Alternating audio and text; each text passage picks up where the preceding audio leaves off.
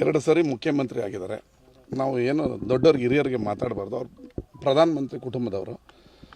ನಂದು ಬಿಟ್ಬಿಡೋಣ, ಅವ್ರದ್ದು ಬಿಟ್ಬಿಡೋಣ. ಒಂದು ಒಳ್ಳೆಯ ವಾತಾವರಣ ಇದ್ದರೆ ಮಾತ್ರ ಕೈಗಾರಿಕೆ ಬರೋದು.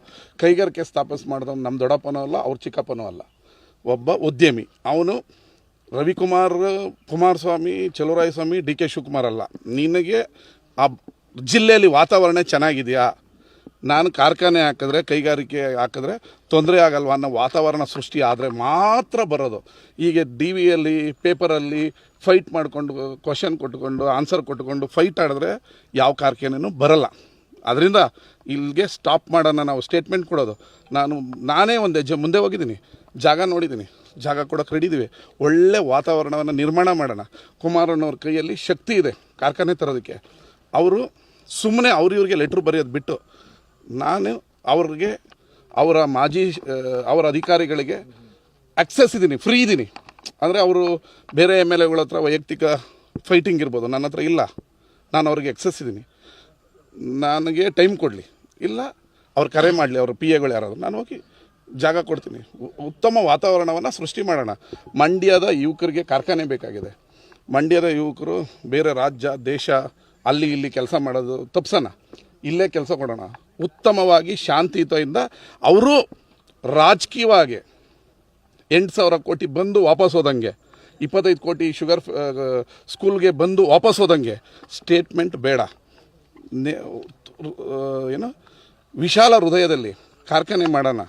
ಅವರಾರ ತರಲಿ, ನಾವಾರ ಸ್ಥಾಪನೆ ಮಾಡಲಿ. ನಮ್ಮ ರಾಜ್ಯ ಸರ್ಕಾರನಾದರೂ ಕಾರ್ಖಾನೆ ಕೊಡಲಿ. ಈ ಜಾಗನ ಕಾರ್ಖಾನೆಗೆ ಮೀಸಲಿಡೋಣ. ಮುಂದಿನ ಪೀಳಿಗೆಯ ಯುವಕರಿಗೆ ಉದ್ಯೋಗ ಸೃಷ್ಟಿ ಆಗಲಿ. No fight. ಮೀಡಿಯಾ ಮಾತಾಡೋದ್ರಿಂದ ಕಾರ್ಖಾನೆ ಇಂಪ್ರೂವ್ ಆಗಲ್ಲ.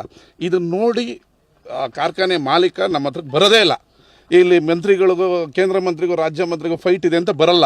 ಇದು ರಾಜಕೀಯ ಚುನಾವಣೆ ಭಾಷಣಕ್ಕೆ ಕಾರಣ ಆಗ್ತದೆ ಬಿಟ್ಟರೆ ಯಾರೋ ನಾನು ಜಾಗ ಕೊಡಲಿಲ್ಲ, ನಾನು ಫ್ಯಾಕ್ಟ್ರಿ ಮಾಡಲಿಲ್ಲ ಅನ್ನೋದು, ನಾವು ಕೊಡ್ತೀವಿ ಮಾಡಲಿಲ್ಲ ಅನ್ನೋದು, ಇದರಿಂದ ಮಂಡ್ಯದ ಯುವಕರಿಗೆ, ಮಂಡ್ಯ ಜಿಲ್ಲೆಗೆ ಅನ್ಯಾಯ ಆಗೋದು ಬೇಡ. ಈ ಫೈಟನ್ನು ಸ್ಟಾಪ್ ಮಾಡೋಣ. ಋಣಾತ್ಮಕವಾಗಿ, ಧನಾತ್ಮಕವಾಗಿ ಹುಡುಗರ ಯುವಕರು ನಿಮಗೂ ಓಟ್ ಹಾಕಿದರೆ, ನನಗೂ ಓಟ್ ಹಾಕಿದ್ದಾರೆ, ನನ್ನೂ ಗೆಲ್ಸಿದ್ದಾರೆ, ನಿಮ್ಮನ್ನೂ ಗೆಲ್ಸಿದ್ದಾರೆ. ಇಬ್ಬರು ಸೇರಿ ಮಂಡ್ಯ ಅಭಿವೃದ್ಧಿಗೆ ಕಾರ್ಖಾನೆ ಸ್ಥಾಪನೆ ಮಾಡೋಣ.